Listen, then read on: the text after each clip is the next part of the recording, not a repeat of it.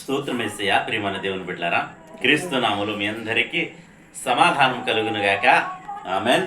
ప్రతి దినము దేవుని వాగ్దానం అని ఆత్మీయ చక్కటి కార్యక్రమంలో మిమ్మల్ని ప్రేమపూర్వకంగా ఆహ్వానిస్తున్నాను. దేవుని బిడ్డలారా, ఎలా ఉన్నారు? బాగున్నారా?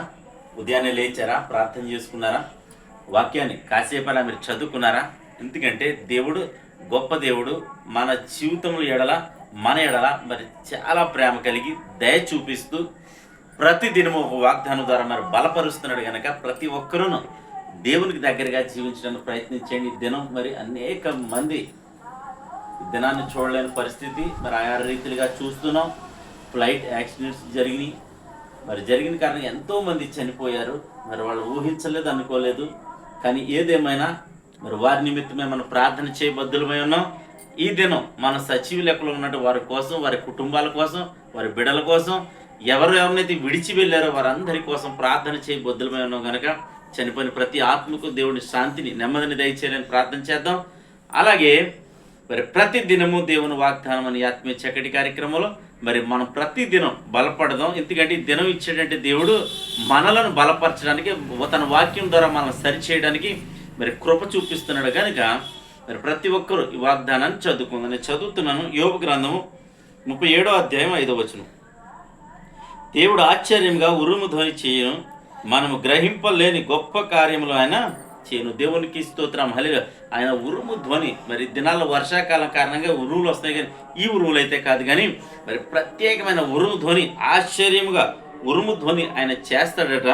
మన జీవితాల్లో మనము గ్రహింపలేని గొప్ప కార్యములు ఆయన చేస్తాడు. మన జీవితంలో ఆయన గొప్ప కార్యాలు చేస్తానని వాగ్దానం చేస్తున్నాడు కనుక ప్రతి ఒక్కరూ మరి మీ పరిస్థితి ఏదైనా సరే ఆయన గొప్ప కార్యం చేస్తాడని నిరీక్షణ కలిగి మీరు ఉండాలని, ఒకవేళ వ్యాధి బాధలతో ఉంటే నేను నా జీవితం ఇలా అయిపోతుందని కృంగిపోకుండా నీ జీవితంలో గొప్ప కార్యం అని చేసి నిన్ను స్వస్థపరుస్తాడని నువ్వు నమ్ము, నిరీక్షణ కలిగి జీవించు. అలాగే మరి వ్యాపారాలు కావచ్చు, వ్యవసాయాలు కావచ్చు, ఈ వర్షాల కారణంగా నష్టపోయి ఉండొచ్చు.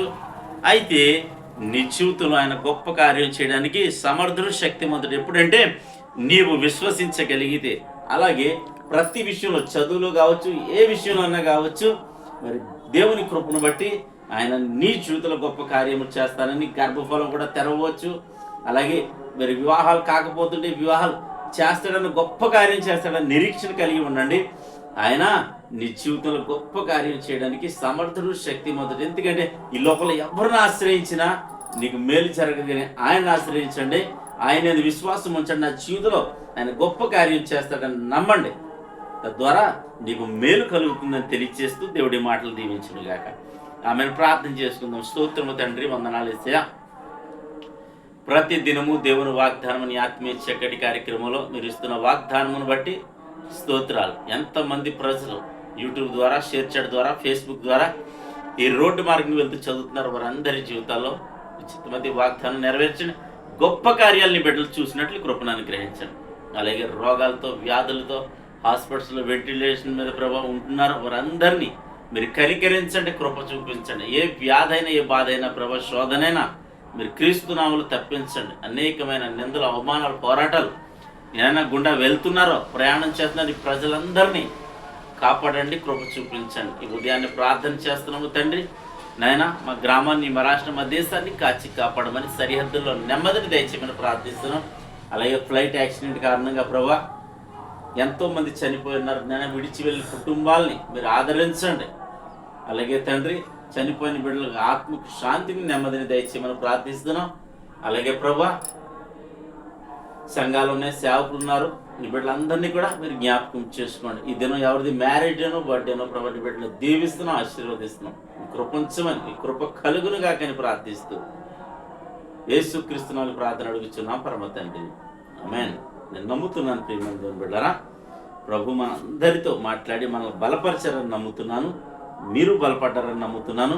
ప్రతి ఒక్కరూ ఈ గొప్ప కార్యాలు చూడడానికే విశ్వాసంతో, నిరీక్షణ కలిగి ముందుకు సాగాలని తెలియజేస్తూ దేవుడు నిన్ను కుటుంబాన్ని దీవించును గాక. ఆమేన్.